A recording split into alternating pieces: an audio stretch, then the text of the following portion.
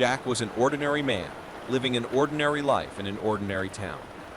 He worked in an office during the day and used his evenings to escape the routine by pedaling his bicycle through the quiet streets. That night, however, would be different from all others. It was a dark, cloudy night, and the moon was hidden behind the clouds, casting eerie shadows over the empty streets. Jack had left the office late and now faced the challenge of cycling to his home, which was on the other side of town. The cold wind blew across his face, and he could feel the dampness of the night on his skin.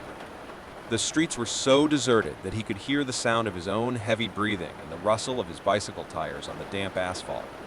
As he pedaled, an uncomfortable feeling enveloped him. He felt like something was wrong, like he was being watched. His eyes roamed the dark streets and shadowy alleys, but there was no one in sight. Yet the feeling persisted, like a cold shiver down my spine.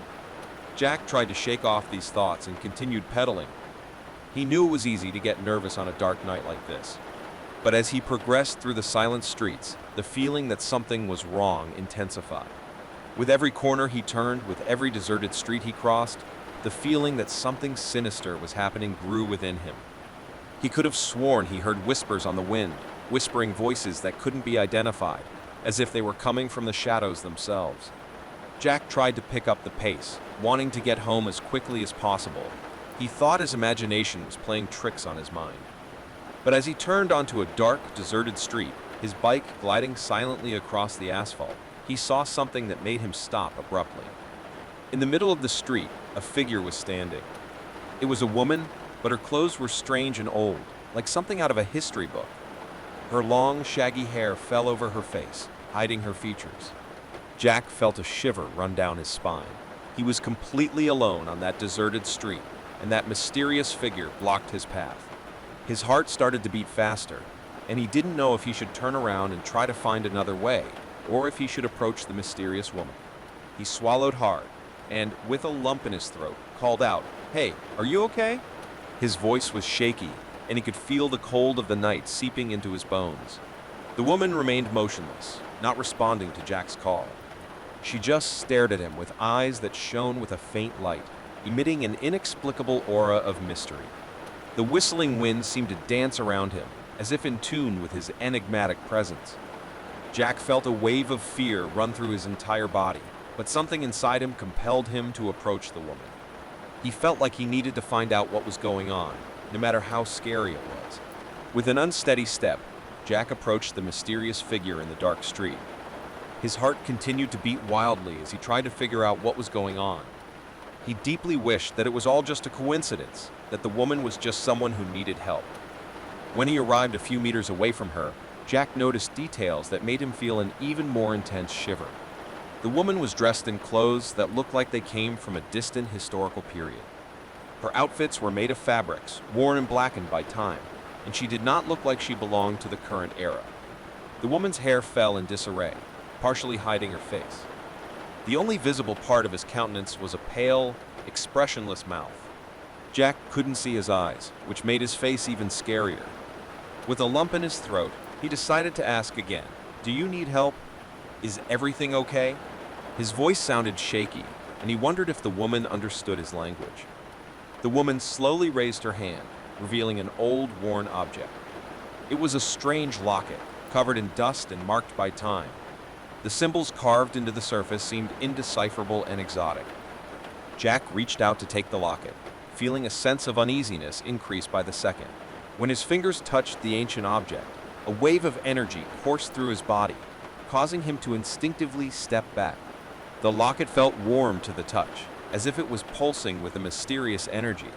Jack tried to pull it free, but his fingers felt stuck to the piece, as if they were being pulled by an invisible force.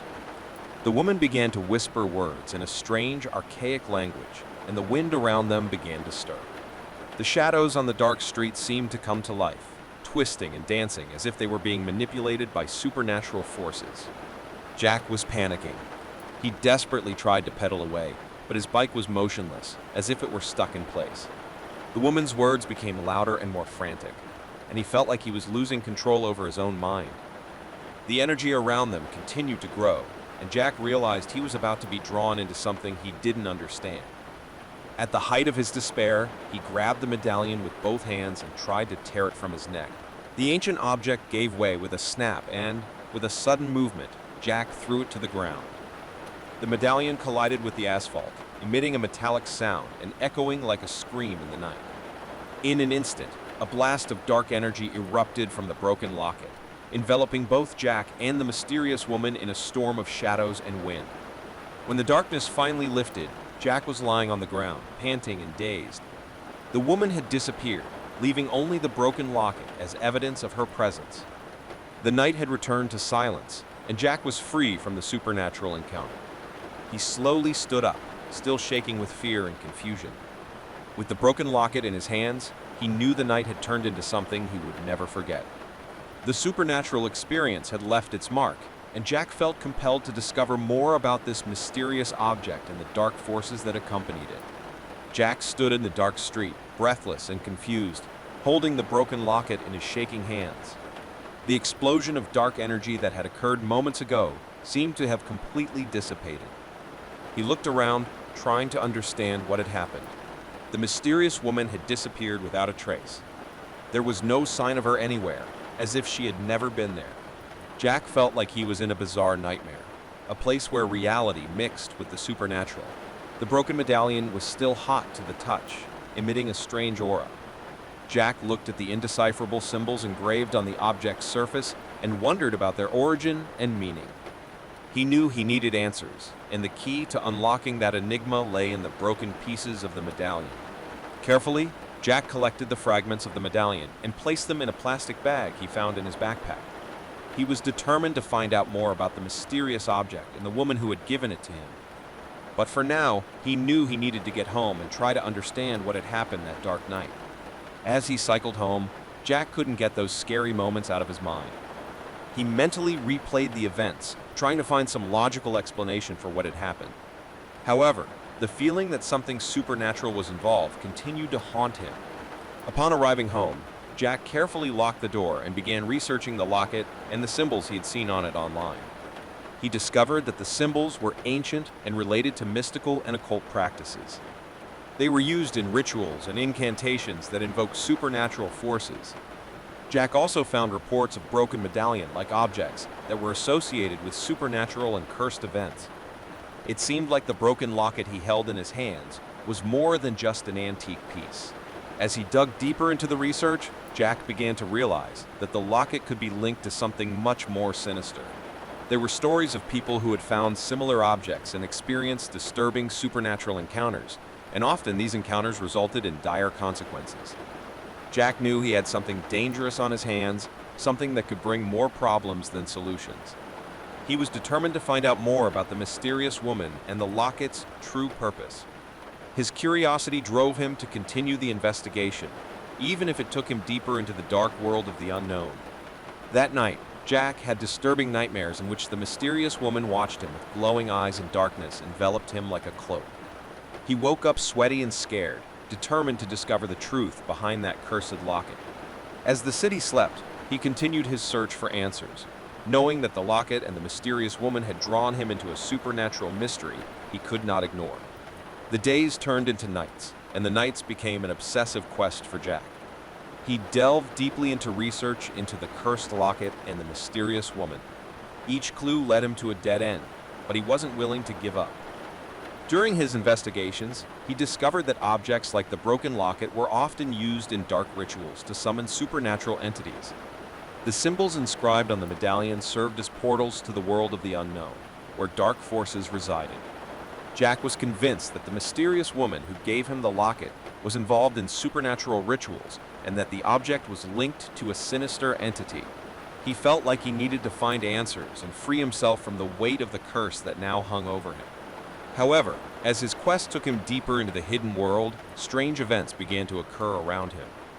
He heard whispers in the darkness, and shadows seemed to dance in dark corners of his house. Jack was being haunted by forces he couldn't understand. One day, while investigating an old occult book he had found in an obscure library, he read about the possibility that the broken locket could be restored. The yellowed pages described a complex ritual that could reunite the fragments of the medallion and thus seal the connection with supernatural forces. Jack was determined to try anything that could free him from the curse that now tormented him. He gathered the fragments of the medallion and began to follow the instructions of the ritual described in the book. Candles were lit, incense burned, and symbols drawn on the floor of his room. Concentrating intensely, Jack began the ritual, reciting the ancient words that were written in the book. As the words flowed from his lips, he felt a strange energy fill the room. The shadows seemed to stir, as if responding to the summons. At the height of the ritual, the fragments of the medallion began to vibrate and come together, as if they were pulled by an invisible force. Jack watched with a mixture of hope and terror as the locket reconstructed itself before his eyes. The curse that had haunted him seemed to be confronted. However, just as the medallion completely reformed, a blast of darkness and wind swept through the room. Jack felt himself thrown backwards, as if he had been struck by an uncontrollable force. The room shook, and the candles went out, plunging him into total darkness.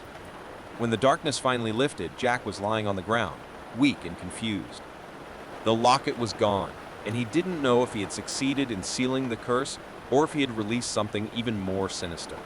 What he knew was that his life would never be the same. He had faced the unknown, defied supernatural forces, and somehow survived that frightening experience. Jack stood up slowly, determined to put that dark chapter behind him.